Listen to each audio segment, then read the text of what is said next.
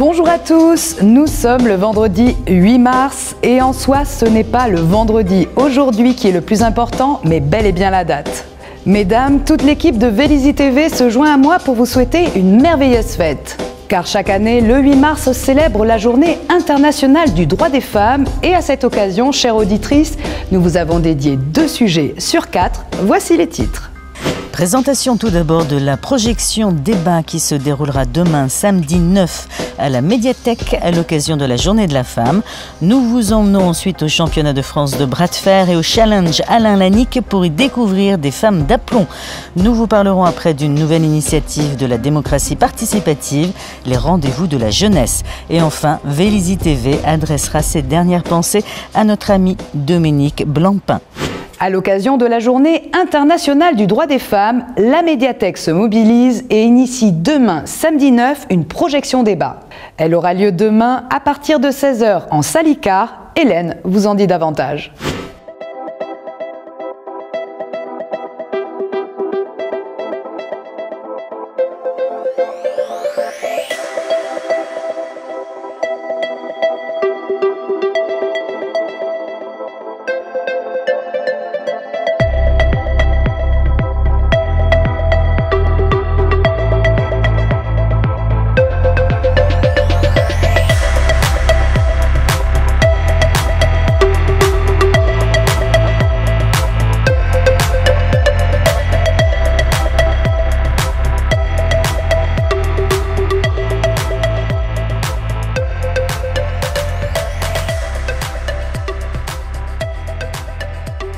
Pour cette journée qui me semblait important de mettre un peu en avant, j'ai souhaité passer un film de fiction qui présente un peu les enjeux de l'égalité homme-femme et de la lutte en fait. Et donc j'ai choisi le film de Maë Zetterling qui s'appelle Les filles. C'est un film qui date de 1968, un film suédois en noir et blanc, donc ça va être sous-titré.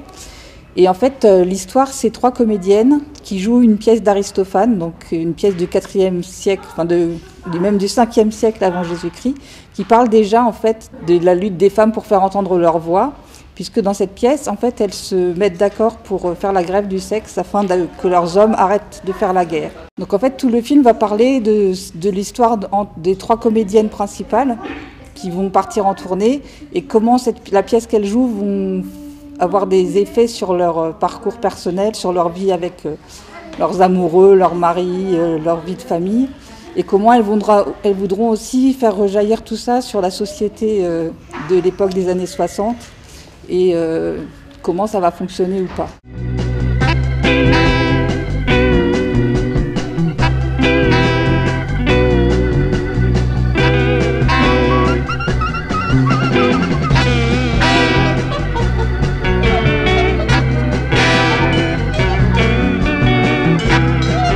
Nu hänger det på oss fruntimmer att göra något åt det.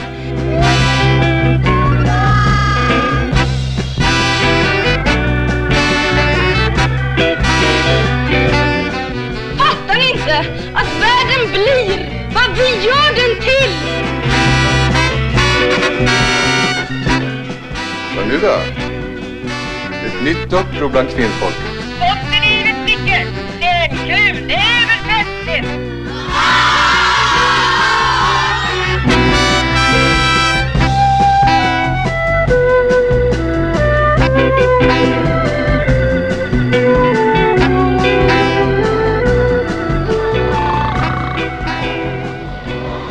C'est un film assez emblématique des années 70 qui en plus est très rarement diffusé, donc je trouvais ça aussi intéressant pour ça.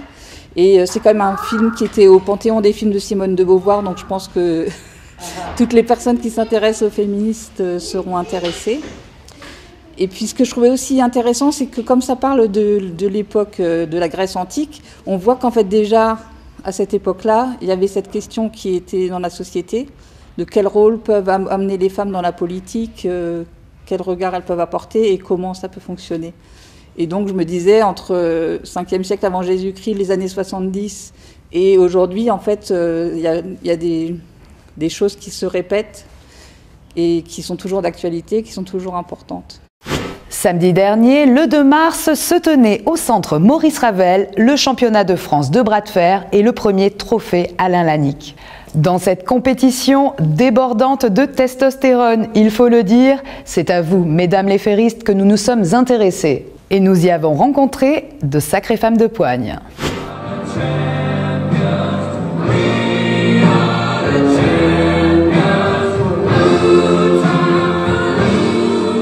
L'Open, pour 18 h, ça va très vite. Hein. Tu sais, il y a les catégories de poids, et la finale, ça dure maximum.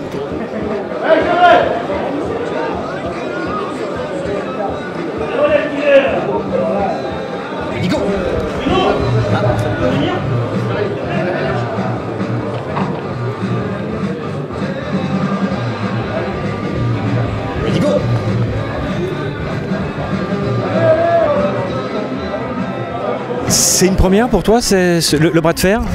Non, ça fait 1 an que j'en fais à peu près. Et j'ai déjà fait le championnat de France de bras de fer. L'année dernière, je l'ai fait aussi. Et donc c'est la 2e fois que je fais un championnat.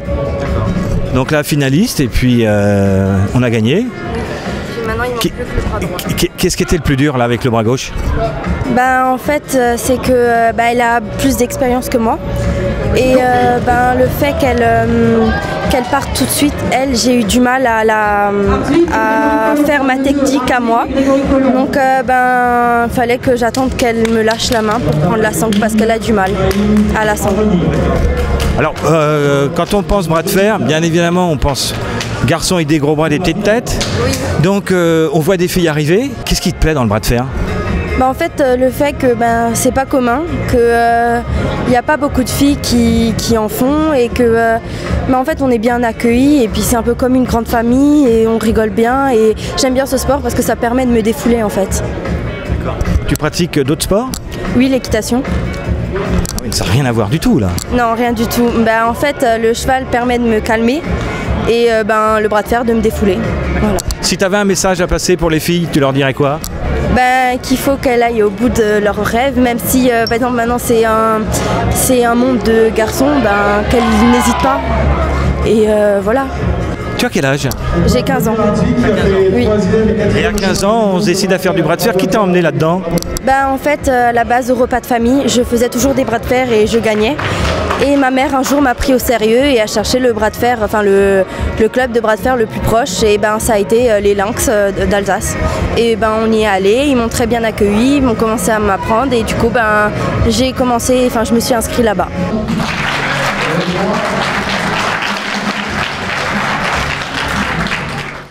Qu'est-ce qui vous a amené à faire du bras de fer? Moi en fait c'était organisé dans Jumbo Score Cap Sacré-Cœur du Port à La Réunion et j'ai voulu tenter ma chance, on a proposé des volontaires, j'ai essayé. Et toi? Moi pareil, c'est toujours dans le cadre du tournoi qui s'est organisé dans le Jumbo Score de Savannah à Saint-Paul et du coup voilà, j'ai été sélectionnée comme ça et voilà, c'est pour ça que je suis là. D'accord, donc j'ai le coach qui est derrière moi, il est comment? Ah, il est fort. On l'appelle Musclor. Alors, effectivement, tu t'es dit, tiens, pourquoi pas du bras de fer? Maintenant que tu pratiques du bras de fer, t'en penses quoi? Moi, personnellement, j'ai envie de continuer dedans. Parce que j'avais pas de passion de base, mais là, franchement, j'ai bien aimé, donc je vais continuer. D'accord. Et toi? Moi aussi, je pense que je vais continuer si j'ai la possibilité. Et je vais essayer de m'améliorer. Voilà, parce qu'il faut toujours améliorer la technique, donc voilà. Ce que je pourrais dire aux femmes qui souhaitent faire du bras de fer, n'hésitez pas, parce que voilà, c'est beaucoup le mental, ça peut aider, et voilà, à la résistance et à beaucoup de choses, et ça permet de se dépasser surtout. Moi, ça m'a permis de me dépasser, et c'est pour ça que je suis là, donc je suis contente. Voilà. Okay. Et c'est pour ça que je dirais à toutes les femmes de ne pas hésiter et de venir.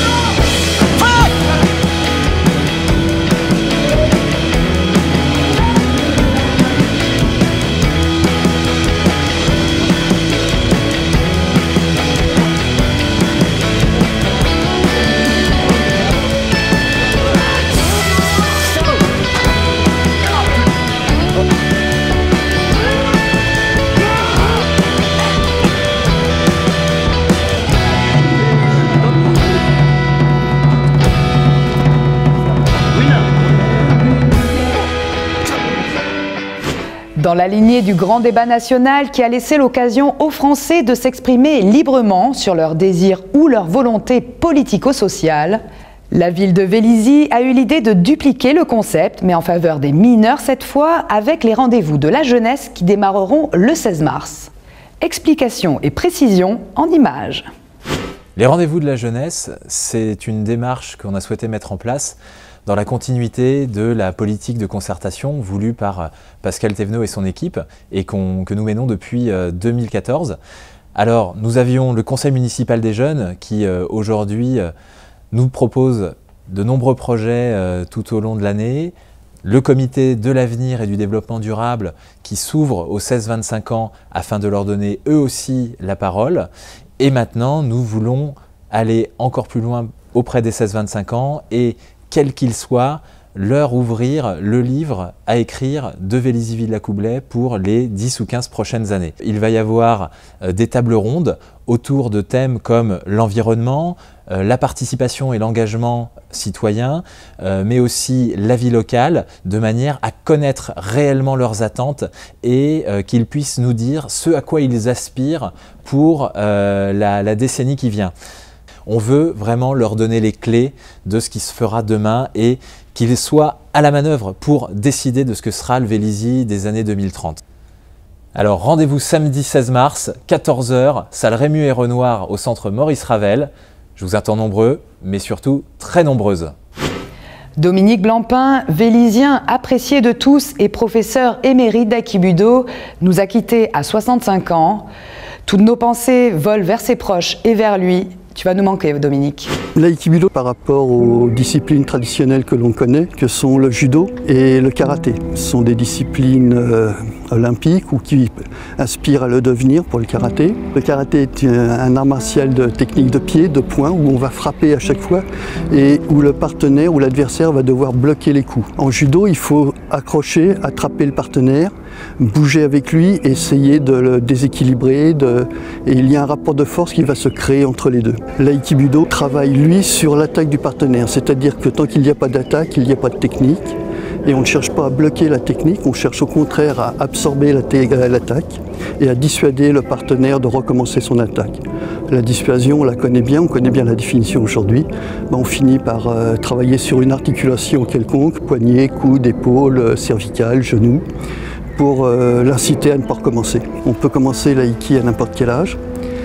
On a des pratiquants qui aujourd'hui ont 60 et plus de 60 ans, 65, 70. L'aïkibudo, c'est de la patience, c'est du travail, c'est de l'humilité. Il faut répéter, répéter, répéter, et il faut prendre son temps.